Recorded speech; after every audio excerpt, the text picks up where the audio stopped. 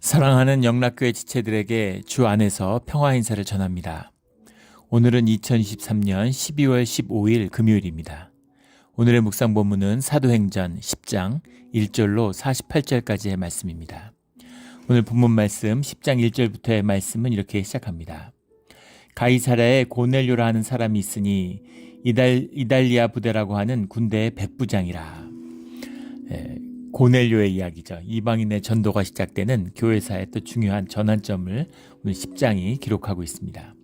가이사랴라고 하는 것은 이제 팔레스타인 전체, 시리아와 팔레스타인 전체를 지배하는 로마의 총독이 머무르고 있는 도시죠. 그래서 유다 지역이라고 하는 것은 이제 가이사랴에 있는 총독이 보내는 행정장관이 다스리는 이제 그런 지역입니다. 그래서 가이사랴에 고넬료라고 하는 사람이 있는데 이달리아 부대라, 이탈리아 사람들의 부대라는 거죠. 현지 부대, 예루살렘의 성전을 경비하는 그런 거는 현지인들이 그냥 쓰는 것이죠. 이런 게. 근데 이 총독의 직접 지휘 아래에 있는 이탈리아에서 파병되어 있는 그런 군대가 있었다라는 겁니다. 부대라라고 하는 게 스페이라라는 말인데 로마 군대는 100명으로 이루어진 백부장이라고 하는 백인대라는 게 있죠. 100명이 이제 중대 같이 그런 백부장이 센츄리언, 백부장이 다스리는 군대 100명이 기초가 돼 있고 그 100명이 6개가 모여 가지고 600명의 이제 대대를 형성하는 겁니다. 이게 스페이라죠. 그 600명이 이제 10개가 모여서 6,000명이 되면 이 군단이 되는 겁니다. 군단장이 있는 거죠. 군단이 제일 큰 부대의 단위죠. 그래서 스페이라라고 하는 것이 근데 이탈리아 부대라고 하는 이제 총독의 산하에 있는 부대였기 때문에 사실은 부대 규모로는 1,000명이 넘는 그런 상당한 이제 규모의 부대였다고 그래요. 그런 부대가 가이사랴에 이제 상주하고 있었다는 겁니다. 일종의 특임대라고 할까요? 직할 부대라고 할까요?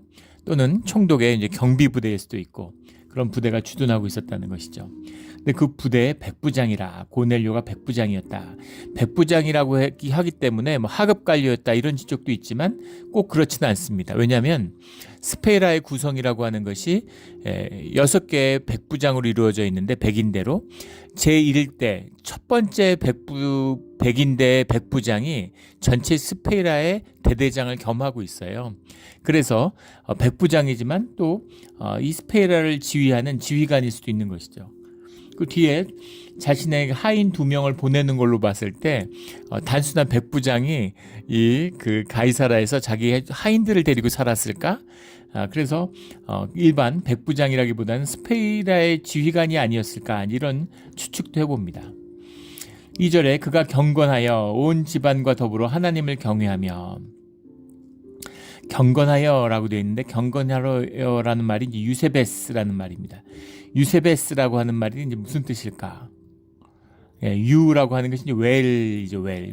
미국 이름 중에 유진 이런 이름들이 있죠. 여기서 나온 겁니다. 헬라 유에서 온 거죠. 유라는 게 웰, 좋다 이런 의미고 세보라는 유세보가 붙어서 유세베스가 됐는데 세보라는 게 이제 월십 예배드린다. 그러니까 경건하다, 그러니까 예배자다 이런 말, 예배드리는 자다 이런 의미예요. 그런데 문제는 뭐냐면 과연 이탈리아의 백부장이 예배자였을까라는 겁니다. 왜냐하면 그가 만약에 할례를 받고 유대인이 됐다고 하면 그러면 예배자일 수 있겠죠. 그런데 유대인이 백부장을 한다? 근데 그건 좀 넌센스죠. 그럴 수는 없었을 겁니다. 그렇기 때문에 이방인으로서 유대교를 받아들이고 개종을 했지만 할례는 받지 않았을 거라고 일반적으로 보죠. 그런 그 이방인으로서 유대교를 추종하는 사람들이 이 시대에 있었다는 겁니다.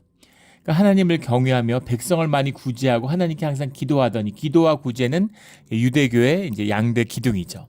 이 시절은 아직 그 회당 유대교라는 게 정립되기 전이에요. 그리고 또 성전 유대교는 있지만 사실 많이 유명무실해져 있을 때입니다. 완전히 성전 유대교가 무너지는 것은 주후 70년의 예루살렘의 멸망이죠. 그리고 이제 회당 유대교로 시작되는 겁니다. 그래서 아직은 이제 제사와 회당 예배가 공존하는 시기죠. 회당 예배라는 것이 이제 이방 지역에서 그런 시작되고 있는 그런 시기이고 아직도 성전에서 제사가 지내지고 있는 이제 그런 상황입니다.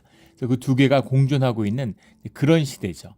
그래서 아마 그런 뭐 율법 강의나 뭐 이런 모임에는 참석할 수 있겠죠. 그런 걸 듣기도 하고 말씀을 듣기도 하지만 제사에 함께하거나 또는 유대 공동체에 함께하거나 그러지는 않았을 것이라고 그렇게 봅니다.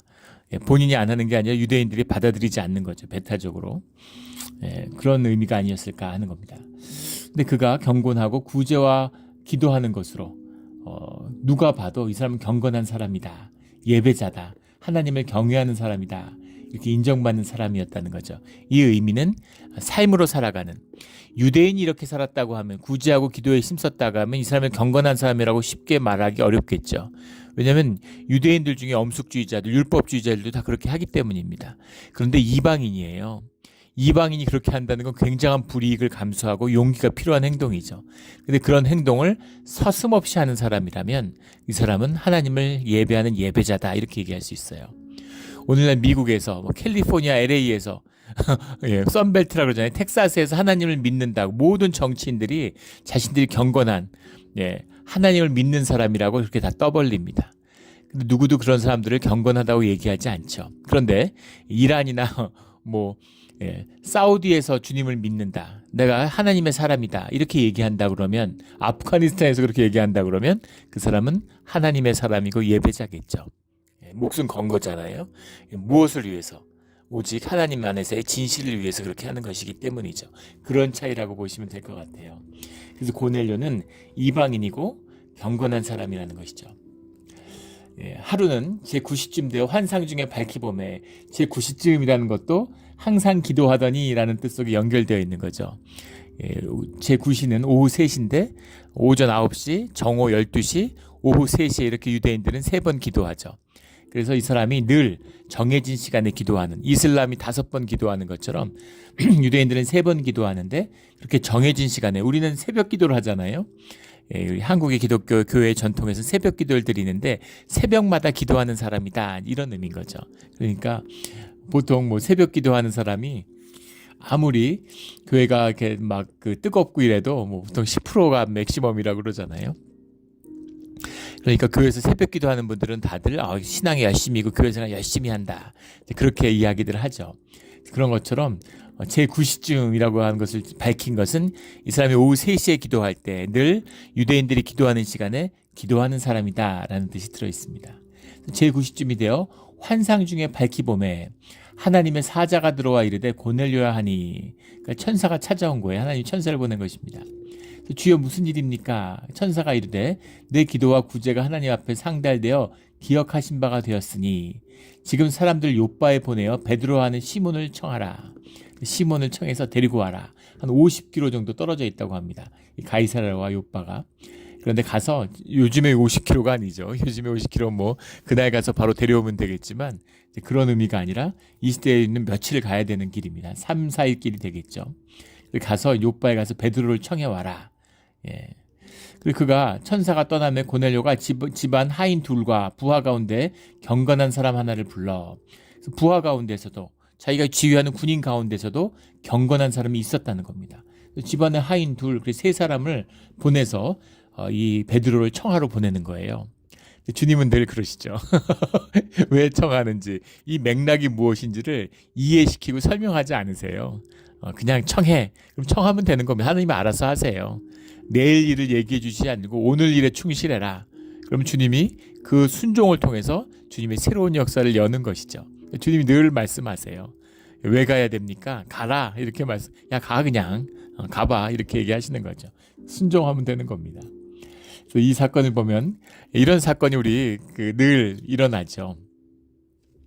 우리 초대 한국의 기독교 역사 가운데서 이제 소래교회라고 하는 황해도에 장현군이라는 것이 있다면, 대구면 이런데 소래교회가 있는데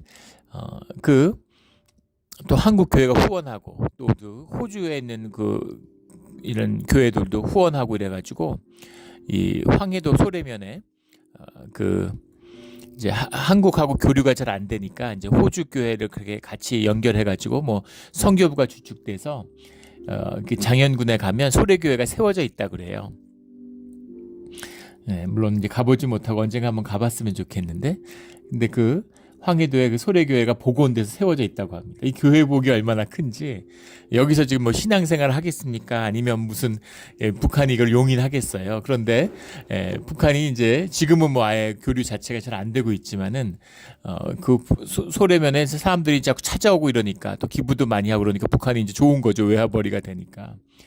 그래서 그 이제 호주 선교회를 통해서 이 지역을 방문했던 한국 목사님이죠. 이제 호주에 계시는 목사님이 이제 얘기를 해주시더라고요. 가본 이야기를.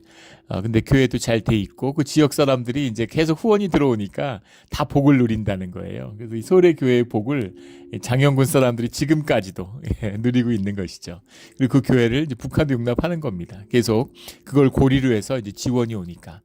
근데 이 지역의 그 비참함이라는 게 평양은 그래도 좀 괜찮지만 지방에 가면 정말 입이 안 다물어질 정도로 아프리카보다도 못하다 그래요. 정말 북한의 그 비참함과 가난함이라는 건 정말 비통하다 그러더라고요.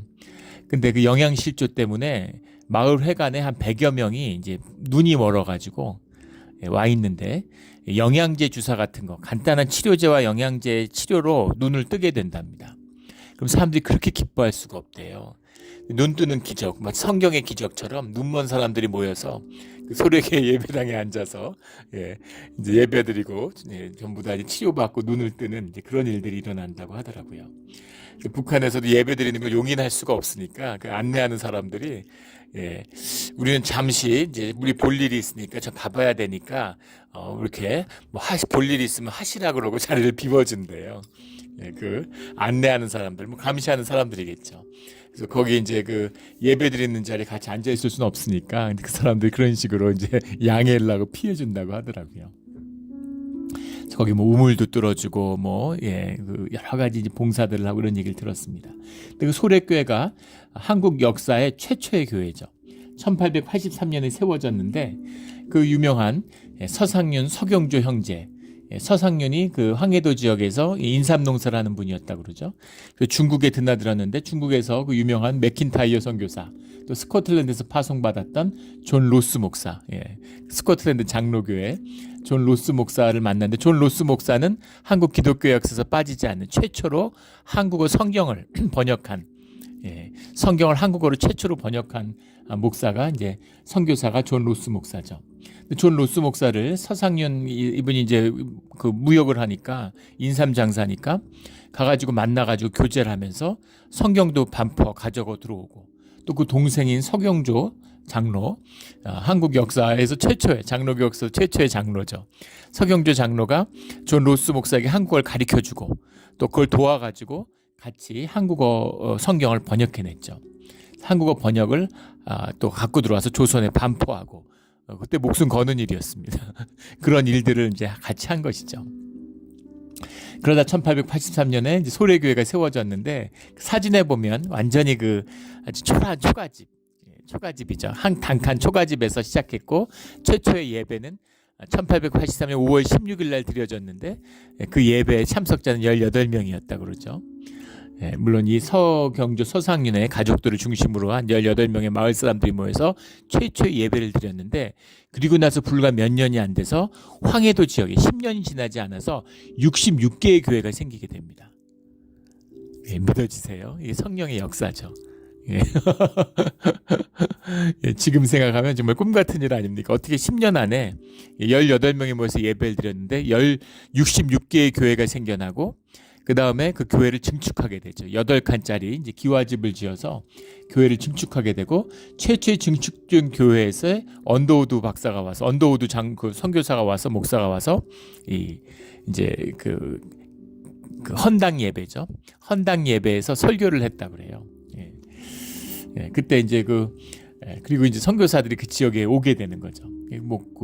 언더우드 목사도 마찬가지고 쿤스 목사, 굴레빈이라는 말로 이제 알려져 있죠. 한국 기독교사에는 윌리엄 헌트 목사 같은 한유렴 목사죠. 한유렴 목사, 굴레빈 목사 이런 사람들이 인천에 처음 배 타고 미국에서 왔는데 항구에 내리니까 소래교에서 와가지고 이 소래교에서 온 사람들이 그 나귀를 이제 한 마리 데리고서 이제 그 인천 항구에서 기다리고 있었다는 거 아니에요. 그래서 중국을 통해서 연락을 받아가지고 선교사가 이제 미국의 북장로교에서 파송된 선교사가 온다라는 얘기를 듣고서 그 소식을 듣고 인천에 가서 기다리고 있는 거예요. 예, 그래서 그 선교사를 나귀에 태워가지고 황해도로 데려간 겁니다. 그래서 굴레빈 목사가 최초의 그 장로교 황해도의 황해 뭡니까 프레스비터리 이제 그를 이끄는 이제 그런 지도자가 된 거죠. 그런 그 놀라운 역사가 이제 일어나는 겁니다. 예, 그게 맞겠죠. 예, 어떻게 선교사가 와가지고 교회를 개척하겠어요? 예, 말이 뭐 좀 배워왔겠지만 뭐 통했겠습니까? 아는 사람이 있습니까? 어디 가서 자며 무슨 길을 뭘 알아서 그때 조선시대에 어디를 가겠어요? 1800년대 한국 조선에서. 예, 근데 이미 교회가 자리 잡고 교회가 세워져서 목사님이 오기를 기다리고 있는 거죠. 예, 그래서 목사님을 모시고 가는 겁니다. 이것이 한국 기독교의 역사죠. 예, 이런 기독교 역사를 가진 데가 이제 흔치 않죠. 주님의 각별한 성령의 역사가 대한민국 교회 가운데 시작 가운데 함께했다라는 사실 보게 됩니다. 근데 그런 거죠. 예. 그래서 고넬료하고 경건한 사람들이 이미 있어요. 예. 빌립이 또 이렇게 그 뭐 요빠에서 있었고 또 가깝고 이런 가이사랴에도 이미 기독교인들이 생겨져 있는 것이죠. 근데 아직은 이제 기독교의 정체성이 없고 주님을 경건한 유대인이에요. 유대인은 아니지만 이방 유대인인 겁니다. 그런데 주님을 찾고 하나님을 찾는 유대인이라고 하는 것이 그리스도 예수를 만나기 위한 하나님의 방편이라는 것을 알 수 있는 것이죠. 예. 그래서 하나님을 진짜 진실한 사람이고 하나님을 찾는 사람이니까 하나님이 그리스도를 영접케 하시는 거죠. 그래서 베드로를 이제 모시러 간 겁니다. 모시를 데려왔는데 바로 그 시간에 베드로는 기도하려고 지금 자기를 데리러 오고 있는데 지붕에 올라가니까 제6시라 낮 12시니까 베드로도 이제 유대인이잖아요. 그 유대의 그런 그 관습에 따라서 낮에 올라가서 기도하고 있는 것이죠. 근데 그가 시장하여 먹고자 하며 사람들을 준비할 새 황홀한 중에 기도하고 있는데 허기졌다는 거죠. 허기전 중에서 환상을 보았는데 하늘이 열리며라는 표현은 성경에서 특별한 것이죠. 예, 하늘로부터 비롯됐다. 하나님의 일이다. 하나님이 주신 것이다. 땅의 일이 아니다. 이런 겁니다. 예, 그게 이제 성경이 말하는 하늘과 땅이에요. 우리가 보는 하늘과 땅이 아니죠. 예, 우리가 보는 하늘과 땅은 성경적인 의미로는 다 땅입니다. 현상의 것이니까. 하늘이라고 하는 것은 본질의 것을 얘기하는 거죠. 하늘로부터 말미암았다. 하늘에서 내려온다. 새 하늘이다. 새 하늘과 새 땅은 하늘로부터 비롯된 본질로 비롯돼서 본질이 실제화된 그런 본질의 것을 우리가 현상 가운데 경험할 수 있다. 요즘 용어로 하면 그런 것이죠. 예. 예, 그런 하늘로부터 이제 환상이 임했는데 하늘로부터 한 그릇이 내려오는데 큰 보자기 갖고 내 길을 메어 땅에 들이웠더라. 보자기 같은 걸 땅에 내려오는데 각종 네 발 가진 짐승들이 나오더라. 우리 뭐 이미 주일날 이제 우리 강해 설교를 통해서 나누었던 뭐 레위기 11장 또 신명기 14장에 나오는 말씀인 거죠. 예, 먹을 수 있는 그 동물과 먹을 수 없는 동물이 대생임질을 하느냐, 굽이 있느냐 이런 것으로 구분되어 있잖아요. 그런데 그런 것들이 다 섞여서 공중에 낳는 것들 다 함께 내려와 있다는 겁니다. 베드로가 일어나 잡아 먹어라 이런 말씀이 이제 임했는데 예, 베드로가 이르되 주여 그럴 수 없나이다. 속되고 깨끗하지 아니한 것을 내가 결코 먹지 아니하였나이다. 어떻게 주님이 주신 말씀이 있는데 주님의 말씀으로 율법을 받았는데 아무거나 먹겠습니까? 그러자 두 번째 소리가 있으되 하나님께서 깨끗하게 하신 것을 내가 속되다 하지 말라. 주님의 말씀이 임하는 거죠. 살아계신 주님의 말씀이 답이 아니겠습니까? 예. 주님이 주신 방편이 아니라 아버지가 왔는데 아버지가 보내신 편지가 뭐가 중요하겠어요? 예, 아버지가 있어야 편지가 중요한 것이지. 예, 아버지가 편지에다가 야 매일 그 우유 마셔야 된다. 예, 외국에 돈 벌러 가셨는데 야 매일 우유 마셔라 이랬는데 이제 어릴 때 자랄 때 우유 마셔야지. 나이 어른 됐는데 우유 마시면 몸에 안 좋다고 그러죠. 우유가. 예, 그래서 어른들은 우유 안 마시는 게 몸에 좋답니다. 예, 그런데 우유 마시라고 어릴 때 그랬으니까 계속 우유를 마시는 거예요. 근데 아버지가 와서 야 이제 우유 그만 마셔. 이제 넌 어른이니까 우유 안 마셔도 돼. 이랬는데 무슨 소리예요? 아버지가 우유 마시라고 그랬는데 어릴 때 편지 보내갖고 내가 아직도 기억하는데 예, 다 필요 없어. 난 우유 마실 거야. 이제 이러면 안 되겠죠. 그럼 살아계신 주님의 음성을 듣는데 하나님께서 깨끗하게 하신 것을 내가 속되다 하지 말라. 너희의 입으로 들어가는 것이 너희를 더럽히는 것이 아니라 너희 안에서 나오는 것이 너희를 더럽힌다. 중요한 건 너희의 육이 아니야. 너희의 영이다. 영으로 육을 새롭게 해야 된다. 경건으로 영을 피워내야 된다. 이게 생명이다. 이렇게 예수님이 말씀해 주신 그 말씀 그대로인 거죠. 하나님이 깨끗하게 하신 것을 내가 속되다 하지 말라. 하나님이 정결하다고 하는데 네가 부정하다고 그걸 거절해? 이런 말씀이잖아요. 그걸 3번을 반복했다는 겁니다. 3번이란 건 주님의 확증이죠. 그래서 베드로가 본 환상이 무슨 뜻인지 속으로 의아하더니 주님이 왜 이런 걸 보여주실까? 이게 무슨 의미일까? 이런 것을 환상을 봤으니까 그 의미를 새기고 있었다는 것이죠. 근데 마침 바로 그때 고넬료가 보낸 사람들이 시몬의 집을 찾아 문 밖에 서서 물러 이르되 베드로라는 시몬이 여기 유숙하느냐 하거늘 베드로가 그 환상에 대해 생각할 때 성령께서 그에게 말씀하시되 2 사람이 너를 찾으니 그때 성령이 말씀하셨다는 겁니다. 다시 내려가 의심하지 말고 함께 가라. 내가 그들을 보내었느니라. 이게 내가 다 하는 나의 섭리 가운데 이루어지는 일이다. 그러니까 의심하지 말아라. 이방인들을 의심하지 말고 그들을 믿고 함께 가라. 이렇게 말씀하시는 거죠. 그래서 그들이 얘기하는데 백부장 고넬료가 초청해서 데리러 왔다는 거죠. 그래서 그는 의인이요라는 겁니다. 의인. 디카이오스라는 말이죠. 디카이오스. 의인입니다. 여기서 이제 흔히 유대인들의 의인입니다라고 쓸 때는 그가 모든 말씀에 나온 율법을 지키는 사람입니다. 이런 뜻이죠. 주님이 의인은 없다, 하나도 없다 할 때 의인은 정말 하나님의 의로부터 말미암은, 하나님의 의로부터 말미암지 않은 의인은 없다, 이런 뜻인 거죠. 이건 일반적인 이제 유대인들이 말하는 의인입니다. 그런 평을 듣는 고넬료다라는 거죠. 하나님을 경외하는 사람인데 그가 당신을 청합니다. 근데 이미 먼 길을 왔으니까 밤이 늦었고, 그러니까 베드로가 그날 출발해서 가긴 그러니까 불러들여서 유숙하게 하니라. 23절의 말씀이 놀라운 말씀이죠. 베드로가 무두장이 시몬의 집에서 잤다는 것도 상당히 대단한 겁니다. 그 사람들이 부정하다고 얘기하는 그런 무두장의 집에서 머물고 있다는 것도 놀라운 일인데 이번에는 좀 차원이 달라요. 이방인입니다. 이방인들을 하고 말도 섞지 않는데 이방인들하고 피가 섞였다고 사마리아 사람들하고도 말을 안 섞는데 그런데 이방인 로마인 병사하고 자기 집에서 같이 묵자라고 하는 것은 파격적인 것이죠. 거기서 한 발 더 나가서 이 로마인들은 그냥 이방인이 아니에요. 침략자들이고 자기들을 지배하러 온 사람들, 지배자들입니다. 자기들을 핍박하는 사람들이에요. 근데 그런 병사가 왔는데 그 사람들을 주 안에서 믿음으로 형제로 영접했다는 것이죠.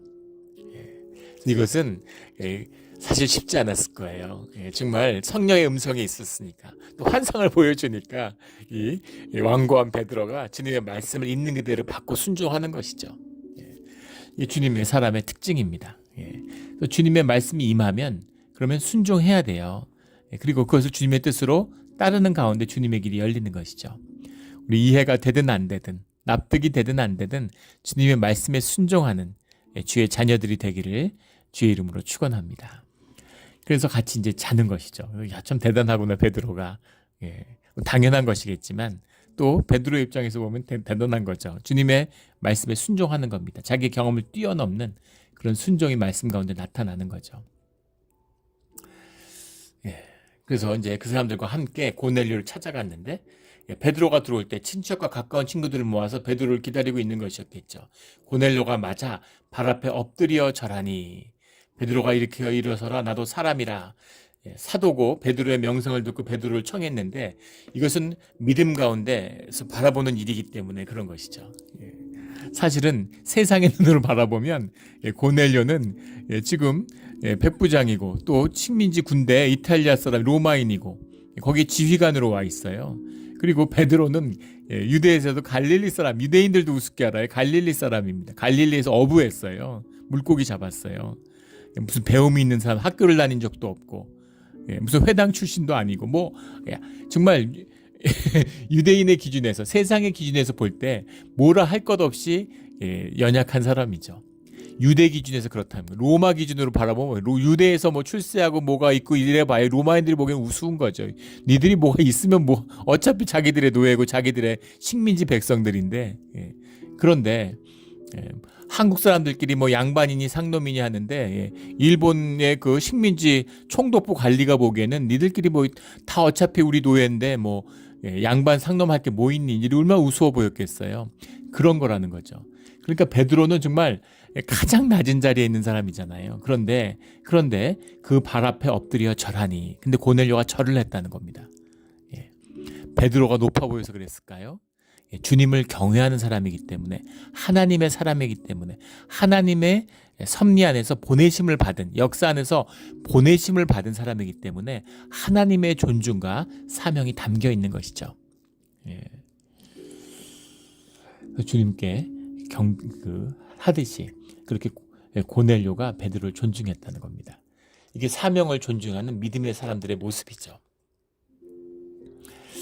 베드로가 일으켜 세우고 그들에게 말씀을 이제 선포하는데 28절에 유대인으로서 이방인과 교제하며 가까이 하는 것이 위법인 줄을 너희도 알거니와 하나님께서 내게 지시하사 신명기 7장에 나오는 말씀이죠. 이방인과 교제할 수 없는데 아무도 속되거나 하거나 깨끗하다 하지 않지 말라고 주님이 말씀하셨다. 주님의 말씀이 임했기 때문에 내가 여기 왔다. 그러니 왜 불렀느냐? 고넬료가 자기가 또 기도하다가 들은 하나님의 말씀을 하나님의 뜻을 서로 나누는 거죠. 그 뜻이 통하는 겁니다. 하나님 안에서 하나 되는 삶의 연합, 교통, 성령의 교통, 생명의 교통을 확인하는 거죠. 생명의 본질이 교통이다라는, 왜 이렇게 하나님이 만나게 하실까? 이게 생명의 교통이기 때문이에요. 믿음의 사람들을 계속 만나는 겁니다. 믿음의 사람들을 보내주세요. 섬겨야 할 사람들을 보내주십니다. 우리 이 몬트레이 지역의 시골의 작은 교회인데 여기서 많은 우리 믿음의 형제들을 만나잖아요. 계속해서 선교사분들을 또 믿음의 형제들을 보내주십니다. 또 지나가다 들리기도 하고 여행하다 들리기도 하고 이 지역에 왔는데 예배를 드리기 위해서 주일날 찾아오고 그래서 그렇게 만나는 거죠. 그래서 우리가 다 형제와 자매를 받아들이잖아요. 우리가 같은 주님 안에서 이 영이 교통하는, 성령이 교통하는 그런 교제를 나누는 거죠. 그것이 영적 교제의 본질이고 또 생명의 본질이다라는 것을 성경이 잘 증거하고 있습니다. 늘 그런 교제와 생명의 교제가 끊이지 않는, 주님이 보내시는 발길이 멈추지 않는, 끊어지지 않는 그런 우리 몬트레 영락교회가 되기를 주의 이름으로 축원합니다. 내가 곧 당신에게 사람을 보내었는데 우리는 주께서 당신이 명하신 모든 것을 듣고자 하여 다 하나님 앞에 있나이다. 우리가 하나님 앞에 있습니다. 당신이 하나님이 주신 그 모든 말씀을 전해 주십시오라고 청하는 거죠. 그러니까 베드로가 하나님은 사람의 외모를 보지 아니하시고 그 나라 중 하나님을 경외하며 의를 행하는 사람은 다 받으시는 줄 깨달았도다. 아, 유대인만 하는 게 아니구나. 유대인의 하나님이 아니구나. 우리는 지금 기독교인의 눈으로 보니까 너무 당연한 걸 어떻게 이런 걸 이제야 깨달라 싶지만 유대인으로 살아온, 유대인의 율법이 전부인 줄 알았던 베드로의 눈에는 정말 놀라운 경이감이고, 아, 진짜였구나. 주님의 말씀이 맞구나 하는 것을 깨달는 거죠. 어떤 로마인, 어떤 이방인이 주님의 복음을 받을까? 유대인도 안 받으려고 그러는데, 그런데 이 이탈리아 사람이 복음을 받아서 자기를 청한 걸 보고, 아, 이건 하나님이 하시는 일이구나, 하나님이 받으시는 거구나 하는 것을 깨달았다라고 고백하는 거죠. 그리고 화평의 복음을 전하사, 주님의 복음이 무엇이었는지를 전하는 겁니다. 사람을 고치고 하나님이 함께 하시는 이 모든 부활의 증인이 되었음을 사흘 만에 다시 살리사라는 4절의 말씀, 핵심적인 복음을 정하는 거죠. 모든 백성에게 하신 것이 아니 오직 미리 택하신 증인 41절에 곧 죽은 자 가운데서 부활하신 그를 모시고 음식을 먹은 우리에게 하신 것이라. 에클레시아, 불러냈다라는 말입니다. 에클레시아가 교회잖아요. 불러냄을 받은 하나님이 불러내시는 거예요. 삶의 자리에서 불러내시는 겁니다. 그 불러내심을 받은 우리들, 고넬료를 불러내고 베드로를 불러내시는 거죠. 세상과 구별하는 주님의 거룩함의 시작입니다. 애굽에서 불러내는 것이죠. 우리 부르심을 받은 그 복음으로 불러냄을 받은 우리의 삶이 세상과 구별되며 주님 안에서 성결하여지는, 또 주님 안에서 교제하는, 우리의 경험을 뛰어넘는, 우리가 아는 세상, 보이는 세상이 전부가 아니라 그 세상 가운데 숨겨져 있는 주님의 깊은 비밀한 복음의 역사에, 구속의 역사에 실제를 만나는 그런 우리의 신앙의 길, 믿음의 길이 되기를 예수 그리스도 이름으로 축원합니다. 아멘. 기도드리겠습니다. 하나님 아버지 감사합니다. 귀한 복음의 말씀을 주시니 감사합니다. 오늘 베드로가 복음을 붙들고 이방 가운데서 생명의 교통을 보는 것처럼 오늘 우리에게도 주님 복음이 새로워지며 성령이 새로워져서 우리의 삶 가운데 새로운 길이 열리고 주님의 복음의 길이 열리며 구속의 역사가 활짝 펼쳐지는 그런 일들을 보게 하여 주시옵소서. 신령과 진정의 예배를 드리며 주님 앞에서 참된 교제가 이루어지는 그런 주의 자녀들의 연합을 보게 하여 주시옵소서. 감사하며 예수 그리스도의 이름으로 기도드렸습니다. 아멘.